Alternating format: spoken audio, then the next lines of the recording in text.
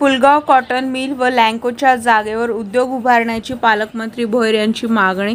महसूल मंत्री बावनकुळे यांचे जमीन ताब्यात घेण्यासंदर्भात कारवाई करण्याचे निर्देश.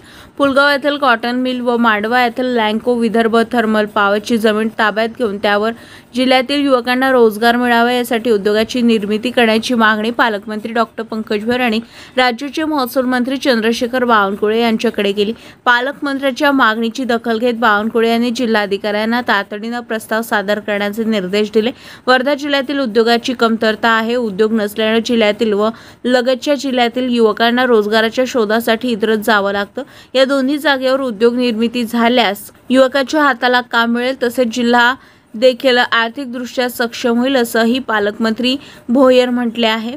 पालकमंत्री डॉक्टर पंकज भोयर यांनी पुलगाव येथील कॉटन मिल व मांडवा येथील लँको विदर्भ थर्मल पॉवर कंपनीची जागा शासन दरबारी जमा करण्याची मागणी केली होती. या मागणीची दखल घेत महसूल मंत्री चंद्रशेखर बावनकुळे यांनी जिल्हाधिकारी भानुमती सिंह यांना दोन्ही जागा शासन दरबारी जमा करण्यासंदर्भात प्रस्ताव सादर करण्याचे निर्देश दिले. ही माहिती 18 जुलै रोजी सायंकाळी 4 वाजताच्या सुमारास पालकमंत्री डॉक्टर पंकज भोयर यांच्या कार्यालयातून प्राप्त झाली आहे.